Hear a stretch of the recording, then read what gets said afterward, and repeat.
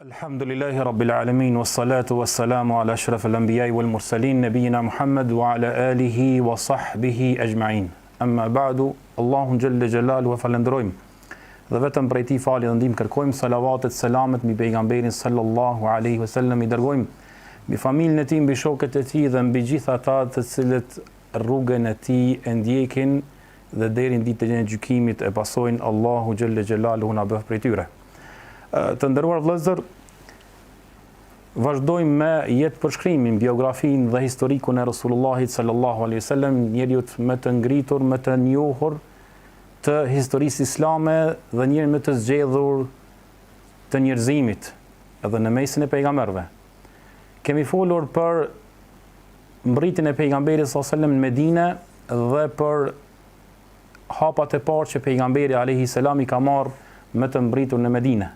Dhe kemi përmend se prej prioriteteve që pejgamberi alayhi salam më të mbritur në Medinë është ndërtimi i xhamisë së tij dhe vllazërimi fillimisht në mes dy fiseve më të mëdha të cilët ishin në Medinë, bashkimi i këtyre dy fiseve, fisit Haus dhe Hazraj, të cilët ishin në një luftë dhe armiqësi shumë vjeçare, e që vetëm Islami i bashkoi ato dy fise dhe largoi përçarën që kishin në mes tyre.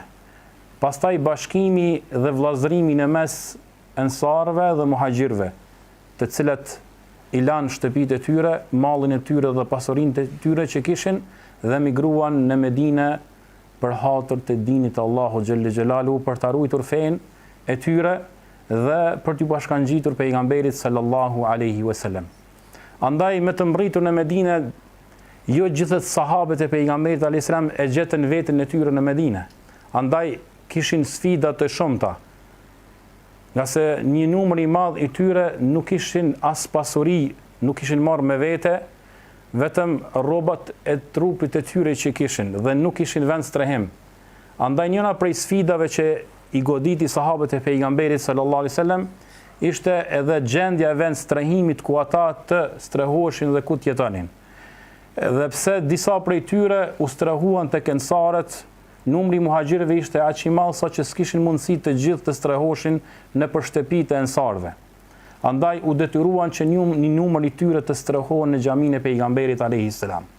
E që vlen të përmendet se xhamia e pejgamberit sallallahu alaihi wasallam, edhe pse ishte aq e thjeshtë ndërtuar, aq modeste, një vend prej xhamisë, e cila ishte fundi i xhamisë, ishte vend strehimi i disa prej muhaxhirëve, të cilët nuk ishin gjetur vend strehim në Medinë edhe të cilët ishin të varfër.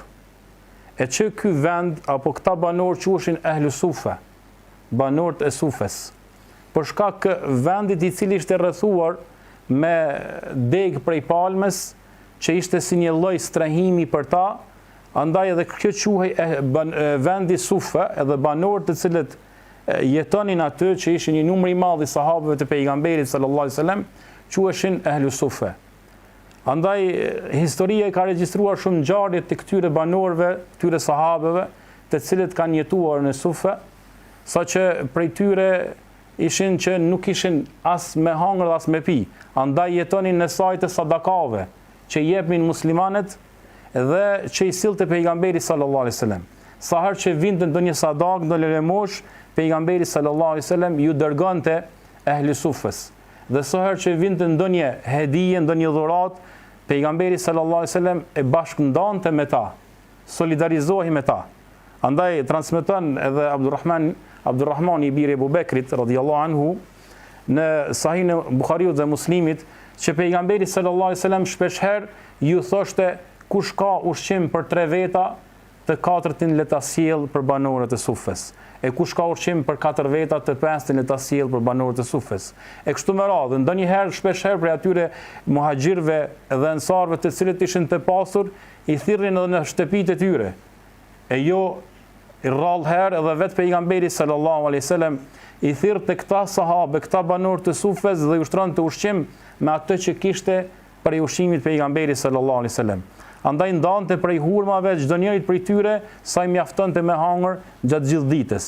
Pas llogarit këta sahabët e pejgamberit sallallahu alaihi wasallam ushqeheshin vetëm me hurme. Rrallë herë ndonjë pasanik kur i thirrte ndonjë ushqim pak më të mirë të hajnë mesh apo të pinë prej qumshit apo diçka ngjashëm prej ushqimeve që kishin më me vlerë. Domethënë jetonin në një varfëri më të vërtetë të rëndë. Saqë Ebu Hurajra radhiyallahu anhu kur i përshkruan këta sahabe thotë se kanë pas 70 prej tyre nuk kanë pasur të veshur asgjë përveç izarit, pjesës që e mbulon prej mbi kërthizës deri në gjën, dhe nuk kanë pa këmisha në trupin e tyre. Domethënë për shkak varfërisë së madhe që kishin. E shpesh prej tyre alivanoseshin në xhami për shkak urisë, saqë kur hynte ndonjë prej arabëve dhe i shihte të alivanosur mendonte se këta janë të çmendur. Për ata transmetohet njëra prej rasteve që edhe vet Ebu Hurajra radhiyallahu anhu një ditë prej ditësh e ka puria e madhe dhe i dhan barku në mes minberit dhe dhomës së Aishës radhiyallahu anha, saqë afrohet një prej sahabëve duke menduar se është i smut prej gjinëve. E krejt kjo si pasojë e varfërisë dhe urisë që i kishte goditur këta sahabët e pejgamberit sallallahu alaihi wasallam. Po pse i përmenda këta ehlu sufen? Sepse këta ehlu sufe, këta banor të sufes, nuk ishin ndoshta prej atyre sahabëve që thjesht me thonë kanë qenë njerëz që s'kanë pasur ku me gjetë vend banim, edhe kanë ardhur prej vendeve të largëta dhe janë strehu. Jo, kishte prej sahabëve të cilët ne i njohemi me emra që janë të mëdhaj, që ishin banor të sufes, të cilët kanë kontribu pastaj në çlirime të mëdha. Edhe pse pas betejave dhe marrjes së plaçkes së luftës, pasi që u pasuruan muslimanë, shumë prej tyre pastaj janë pavarësu prej sufes, prej atij vendi kanë ndërtu shtëpi, mirë po në fillim të islamit, në vitin e parë të hijretit dhe dytë të hijretit, shumë prej këtyre sahabeve ishin banorë të xhamisë. Edhe pse ata me emra nëse i përmendemi ishin shumë të mëdhaj. E prej tyre Abu Ubejd el-Jarrahi, që njohemi prej sahabëve të mëdhaj të pejgamberit sallallahu alaihi wasallam. Salman el-Farisiu ishte prej banorëve të sufes. Bilal ibn Rabaha, i cili ishte muezini i pejgamberit sallallahu alaihi wasallam, ishte prej banorëve të sufes. Pastaj Suhejb el-Rumi ishte prej banorëve të sufes, i cili ishte në Mekë milioner. Më thonë, prej pasurisë atë madhe që kishte Suhejb el-Rumi, ju kam përmend ngjarjen se si e kanë ndalu banorët e Mekës dhe ja kanë marrë pasurinë dhe ja kanë çu rrugën me arë në Medinë, domethënë ka lënë gjithçka që kishte vetëm për me u bashkangjit pejgamberit sallallahu alajhi wasallam. Llogarit prej milionerit mustrehun xhami dhe mas me pas ushqim ditor me hangër, këta kanë bën vetëm sahabët e pejgamberit sallallahu alajhi wasallam. Gjithçka kanë lënë për hatër të Allahut subhanahu wa taala dhe pejgamberit sallallahu alajhi wasallam. Pastaj prej atyre të cilët i kanë regjistruar dietarët e sirës, që ndoshta edhe vetë kur nuk i kam lexuar këta emra dhe nuk i kena pa na për libra fort, si janë përmend, kena menduar se ehli sufe, banorët e sufes kanë qenë njerëz të dorës së dytë dhe tretë. Jo, prej sahabëve të mëdhaj kanë qenë banorët e sufes, të cilët pastaj janë edukuar në xhaminë e pejgamberit sallallahu alajhi wasallam, kanë dalë dietar, e prej tyre kanë dalë mujahida dhe çlirues të tokave të muslimanëve. Prej tyre Ammar ibn Yasiri, cili është i njohur në mesin e sahabëve të pejgamberit sallallahu alaihi wasallam. Zeid ibn al-Khattab, që ka qenë vllai i Omerit radhiyallahu anhu, që i ka pranuar Islamin para Omerit radhiyallahu anhu dhe është prej shahidave të luftës të një prej bedejave mas vdekjes pejgamberit sallallahu alaihi wasallam. Pastaj Ukash ibn Muhsin, të gjithë e keni ndëgjuar në tregimin e Ukash ibn Muhsinit, ku pejgamberi sallallahu alaihi wasallam i ka përmend 70.000 prej banorëve që hyjnë në xhenet pa dhënë llogari. Dhe Ukash ibn Muhsin ashtu ka thënë dërguari i Allahut, lutë Allahun të jam unë prej tyre. Pejgamberi sallallahu alaihi wasallam ka thënë, ti do të jesh prej tyre.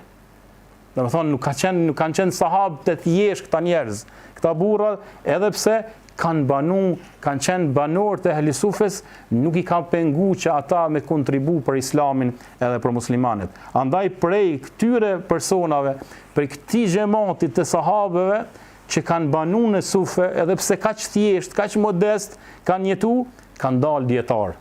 Prej tyre Abu Hurajra radhiyallahu anhu, i cili llogaritet prej sahabëve që më shumti ka transmetuar hadithet pejgamberit sallallahu alaihi wasallam.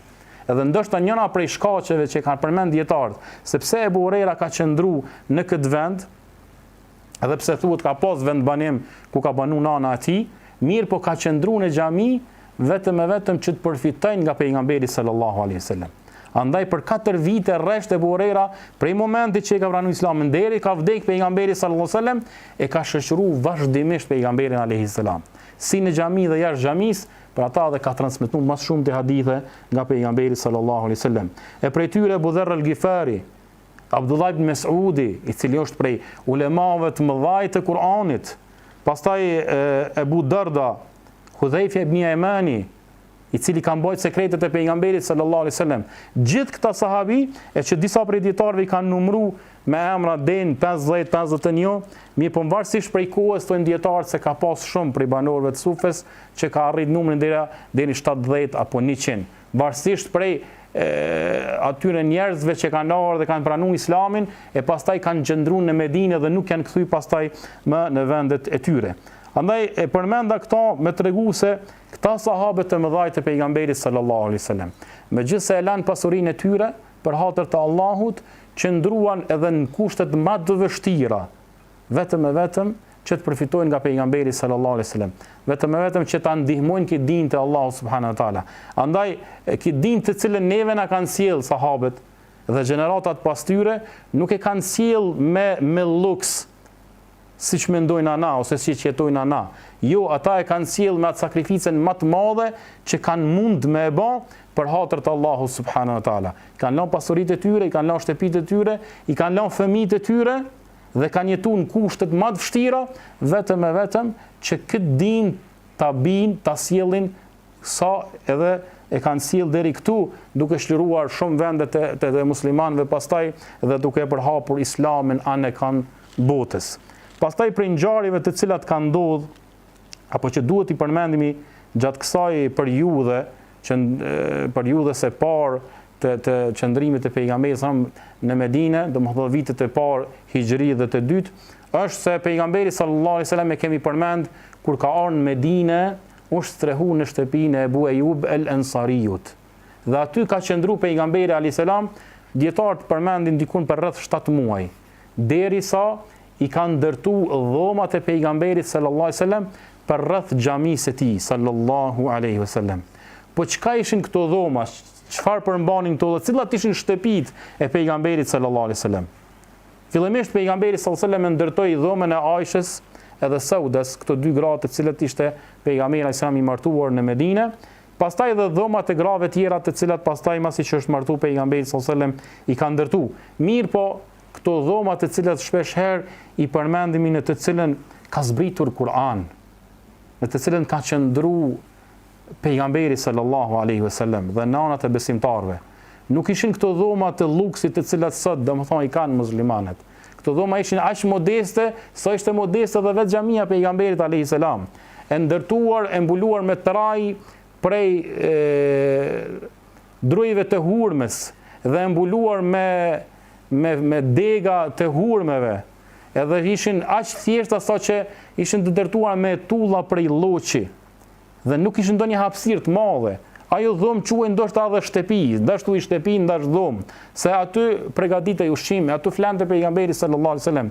Në atë dhomë kishte kuzhinën, ajo dhomë ishte dhomë pritje, ajo dhomë ishte od, sallon, çka dush thuj. Aty ishte krejt shtëpia pejgamberit sallallahu alaihi wasallam me një hapësirë prej 3 metra e gjysmë, ndoshta me 5, hiç më shumë. Sa që transmeton Hasan al-Basriu radiallahu anhu, sikur se e ka përmend Ibn Sadi në librin e tij Tabakat, në kohën e Uthmanit radiallahu anhu, Hasan al-Basriu e dini ka qenë prej tabeinëve. Si fëmijë thot, kur kam shku me nanën time, se nana ati ka qenë një prej shërptore prej nanave të besimtarve Ummu Selemes, thot dhe kur kam shku në një prej dhomave të pejgamberit sallallahu alaihi wasallam, thot dhe kena lozë si fëmijë, thot e kena prejk tavanin me dorë. Ashtu ta kanë qenë dhomat e pejgamberit sallallahu alaihi wasallam. A më smiri e përshkruan Omeri radiallahu anhu, që kur a hyn një herë prej herash dhomën e pejgamberit sallallahu alaihi wasallam, siç transmeton domethënë vetë Omeri radiallahu anhu, e këtë hadith e kanë nxjerrë Imam Buhariu dhe Muslimi, thot kam hyrë në dhomën e pejgamberit sallallahu alaihi wasallam. Thot dhe kam pa pejgamberin sallallahu alaihi wasallam të ulur në një apo të shtrat në një hastër.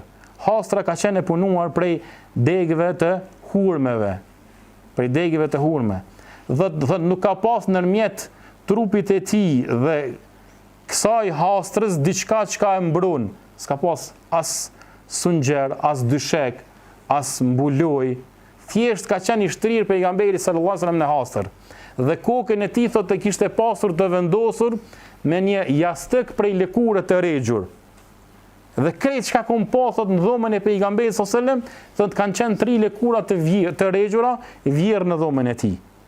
Thot dhe kur e kam pa që shenjat e hastrës kanë mbetë në trupin e pejgamberit sallallahu alaihi wasallam, thot Omeri, kam fillu me çajt. E pastaj ka thonë pejgamberi sallallahu alaihi wasallam, çka po çon Omer? Çka je ngushtu kështu? Thot ku mos më ngushtu kurse mbreti i Kisras dhe Kajserit atje, mbreti i Persisë edhe Romagëve jetojnë në përpallate të qëndisura prej mendafshi, kurse ti dërguari i Allahut në këtë gjendje, pejgamberi sallallahu alaihi wasallam ja kthen Omerit radhiyallahu anhu, thot, a nuk je i kënaqur Omer, a nuk je razi që ata me pas këtë dunja kurse në ahiretin. Ata me gëzu të mirat e kësaj dunja kurse në ahiret. Kurse me një rivajet tjetër, Omeri radhiyallahu anhu kur është hyrë në dhomën e pejgamberit sallallahu alaihi wasallam, thot nuk kam pa diçka që ma ka tërheq shiqimin. Tash llogarit me hy dikush në shtëpitë tona, të cilët i kena të qëndisura, muna me thonë, me plot kuptimin e fjalës, secili kur hyn me një shtëpi të re, shet diçka që atërheq shiqimin. Qoftë ndonjë vitrinë, qoftë ndonjë kënd, qoftë hapësira brendshme, qoftë punimet brenda shtëpisë, kurse Omeri radhiyallahu anhu thotë s'm ka bën diçka për shtypje në dhomën e pejgamberit që ma tërheq shiqimin. Domethënë çaq modeste, çaq thjesht ka qenë.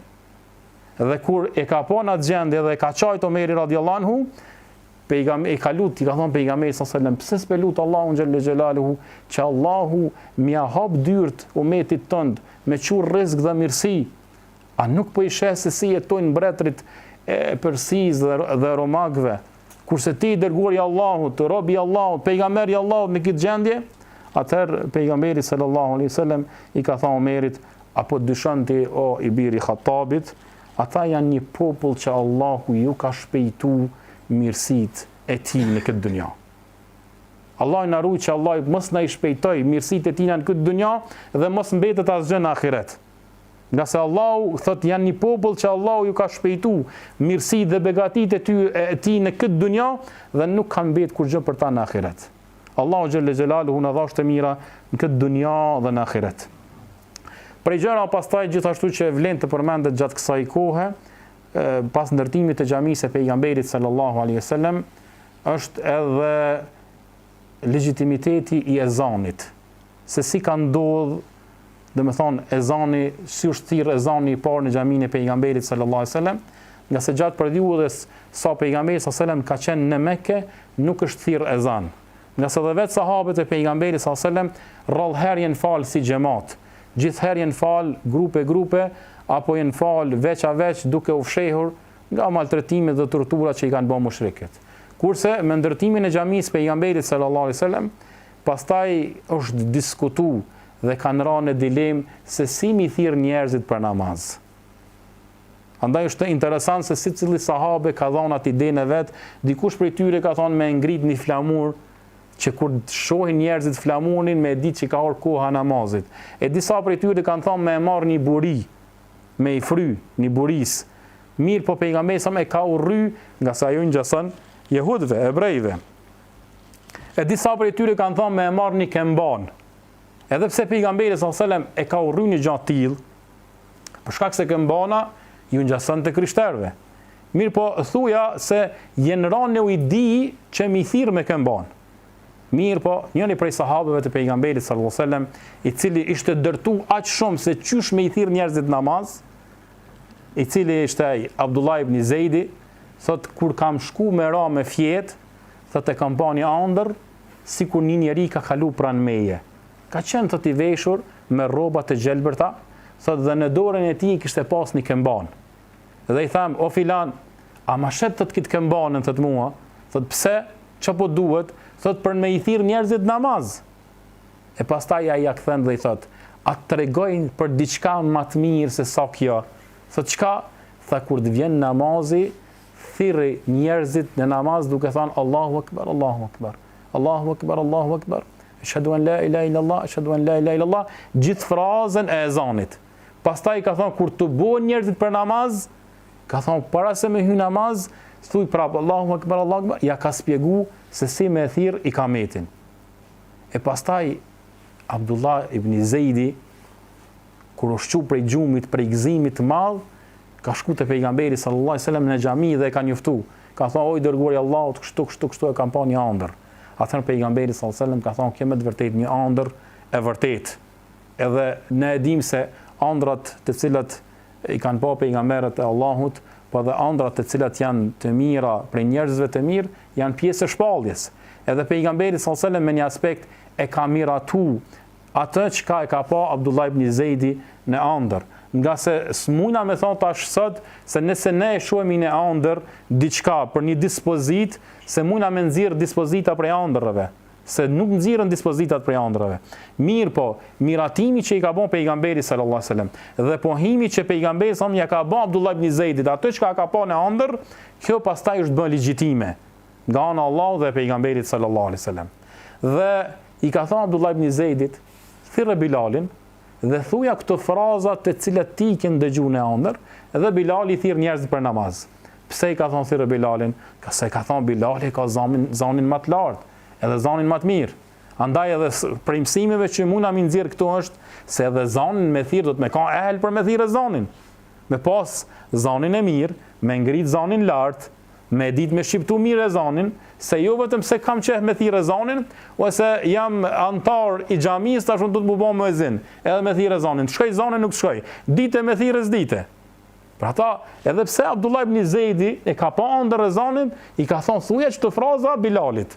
Nga se Bilali ka thonë ka zanin më të lartë. E pastaj ka hip Bilali edhe e ka thirrë zanin. Kur e ka ni Omer ibn Khattabi radhiyallahu anhu duke u thirrë zanin në xhaminë e pejgamberit alayhis salam, kanë ngajt vrap edhe ka shku te pejgamberi sallallahu alaihi wasallam. Ka thonë oj dërguari i Allahut, ka thonë wallahi e kam pa në ëndër e zanin kështu sikurse e ka thirr Bilali. Në disa transmetime thuhet se Omeri radhiyallahu anhu e ka pa 20 ditë para Abdullah ibn Zejdit një të ëndër. Mirë po i ka ardhur keq pejgamberit sallallahu alaihi wasallam me i tha.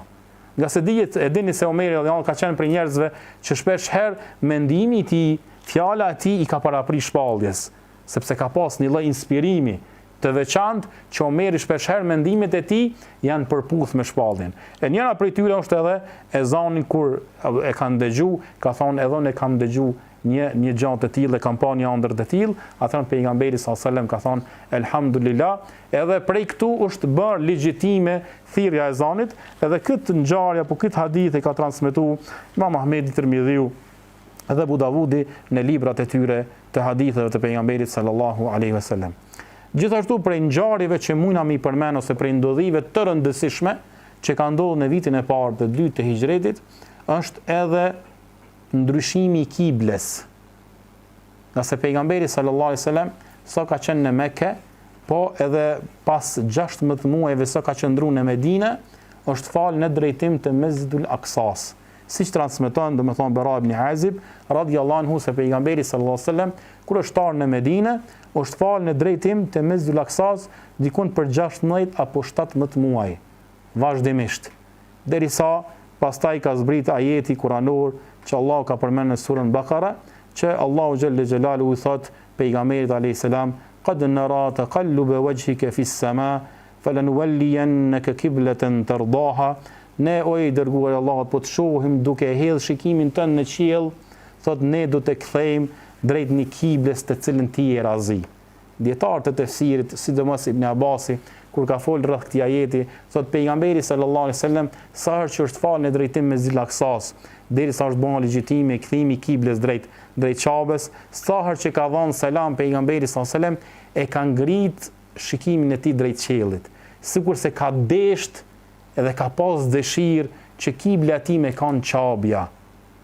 Qabja të cilën e ka ndërtuar Ibrahimi alayhis salam, që është babai i një pjesës madhe të pejgamberëve, prej cilit rrjedh edhe loza e vet pejgamberit sallallahu alaihi wasallam.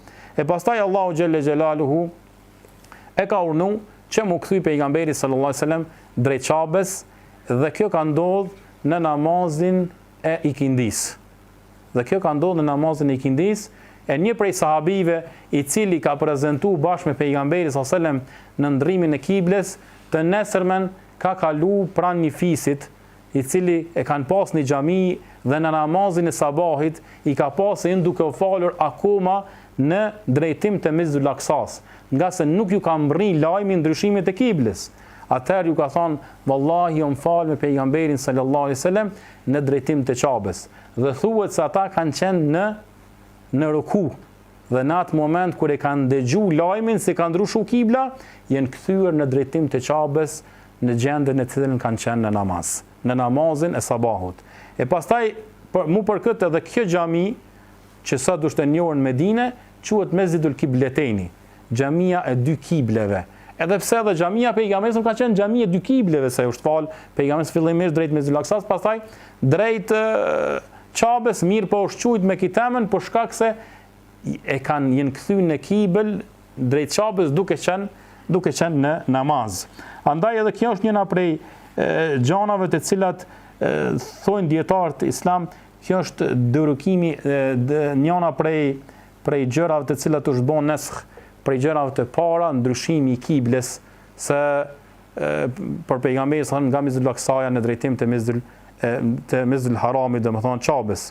Pastaj për atyre çështjeve që i ka mundu disa prej sahabëve të pejgamberit sallallahu alajhi wasallam pas ndryshimit të kibles është se kanë thënë dërguar Allahut, po ata të cilët janë fal në drejtim të Mesjidul Aksas, ç'a ka mbet me namazin e tyne, ç'a është puna me imanin e tyne, po ata të cilët kanë vdek para ndryshimit të kibles, a pranohet imani i tyne dhe namazi i tyne?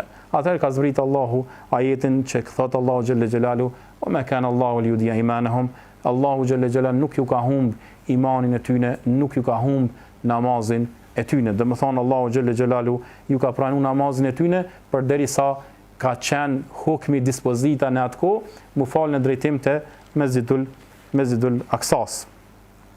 Prej atyne gjërave të cilat i ka godit sahabët e pejgamberit sallallahu alajhi wasallam, apo prej sfidave të cilat janë ballafaqu sahabët më të mritur në Medinë, është edhe ambienti që e ka pas Medinaja për dallim prej Mekkes, dhe ka qenë e përhapur një epidemi. Ka qenë e përhapur një epidemi që këtë epidemi i ka kapur edhe Ebu Bekrin, Bilalin e disa prej sahabëve të pejgamberit sallallahu alajhi wasallam, për shkak se s'kan mujt me mu ballafaqu me ambientin të cilën e ka pas Medinaja. Për ata thuhet se Bilali radhiyallahu anhu aq shumë është smu sa që i ka mallku disa prej kokave të mushrikëve, duke thënë Allah i mallkoi filanin, pse na nxurën neve prej tokës tonë edhe na sjellën në Medinë, në këtë tokë në të cilën domethënë ka epidemi dhe ka smundje. Andaj transmeton Aisha radhiyallahu anha se ka shkuar te pejgamberi sallallahu alajhi wasallam pasi që e ka pa hallin e Ebu Bekrit edhe Bilalit dhe e ka lutë që me bën dua pejgamberi sallallahu alajhi wasallam. Pastaj pejgamberi sallallahu alajhi wasallam ka bën dua, Allahumma habib ilayna al-Medina ka hubbina Mekka, ka thënë Allah, bëja të dashur neve Medinën sikurse na ke bë të dashur Mekkën edhe më shumë se kaq. Pastaj ka lutë Allahun, Allah largoje smundjet dhe epidemit, domethënë nga Medinaja, Allah na ço bereqet në masat të cilat kanë marrë ata Sa'a wal Mud, ka thonë, dhe largoje epidemin nga Medinja edhe çoje me një vend tjetër i cili është El Juhfe. Pastaj transmetohet se Abdullah ibn Umeri thotë kam pa një ëndër sikurse një grua e zezë e cila ka qenë me flokë të prishura ka dalë thotë prej Medinës. Thotë dhe kam komentu se Allahu e ka largu epidemin prej banorëve të Medinës. Andaj prej atyre që ka dallon Medinën prej vlerës pastaj që kanë përmend dietar të Medinës, është se pejgamberi sallallahu alajhi wasallam është lutë që mos me e kap ma banorët e Medinës murtaja, kolera. Dhe pejgamberi sallallahu alajhi wasallam ka thonë se Medinën e ruajnë disa melaçe në të cilën nuk hyn në të as kolera e as nuk hyn dëxhalli. Kjo është njëra prej gjanave që pejgamberi sallallahu alajhi wasallam ka bën dua. E në sajtë të duas që pejgamberi sallallahu alajhi wasallam ka bën për Medinën është se ja ka rrit vlerën Medinës, thuja gati sa vlerë. Pejgamberi sallallahu alaihi wasallam, çu kanë ardhur hadithet për vlerën e Medinës, se pejgamberi alayhis salam ka bën dua që Allahu më i çu begati në frytet që i marrin banorët e Medinës. Pra ata transmetohet so herë që i kanë korr frytet prej drithave ose prej hurmeve, i kanë çuar te pejgamberi alayhis salam dhe pejgamberi sallallahu alaihi wasallam ka bën dua që Allahu më i çu bereqet në rrezikun e tyre, në bereqetet e cilat i kanë marrë. Pastaj e ka lutur Allahun duke thënë: "O Allah, sikurse e ke bërë të dashur Mekën, edhe sikurse je ke bën harem vend të shenjtë Mekën Ibrahimit alayhis salam. Ai është robi yti, ai është i dërguari i yti, ai është i dashuri i yt." Ka thonë: "Edhe unë jam i dërguari i yti, edhe unë jam robi i yti. Bëje harem, bëje të shenjtë edhe Medinën sikurse e ke bërë Mekën. Bëje të shenjtë edhe Medinën sikurse e ke bërë Mekën. Na ço bereqet edhe në Medinë, na begato me të mirat e tua." Prandaj edhe Medineja është prej vendeve, një prej 3 vendeve të shenjta të cilat Allahu xhelle xhelalu i ka shenjtruar. E krejt kjo në sajt të duas që pejgamberi sallallahu alaihi wasallam ka bën për ata të cilët e vizitojnë Medinën dhe falen sot në xhaminë e pejgamberit sallallahu alaihi wasallam. Pejgamberi alaihi salam ka thënë: "Një namaz në xhaminë time është sa 1000 namaze jashtë xhamisë time." Edhe kjo është për shkak duas që pejgamberi sallallahu alaihi wasallam ka bën që Allahu më bën këtë vend me bën të shenjtë edhe të dashur për besimtarët. Edhe kjo është njëna prej atyre vlerave që Allahu e ka dallu Medinën prej vendeve tjera. Gjithashtu pejgamberi sallallahu alaihi wasallam ka thënë se Allahu xhelle xhelaluhu do ta strehoj, do ta ruaj imanin në Medinë, sikurse strehohet edhe struket gjarpri në vrimin e tij.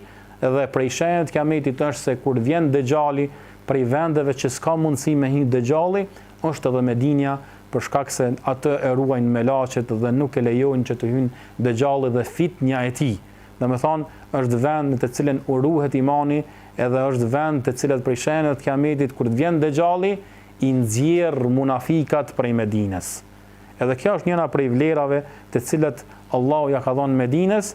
E prej tyre është edhe pejgamberi sallallahu alajhi wasallam ka thënë edhe të vdekurit e të varrosurit në Beqije, në vendin ku janë varrosur një pjesë e madhe të sahabëve të pejgamberit sallallahu alaihi wasallam, që pejgamberi alayhis salam ka thënë: "Kush vdes dhe varroset në Beqije, unë do të jam ndërmjetësues për të ditën e gjykimit."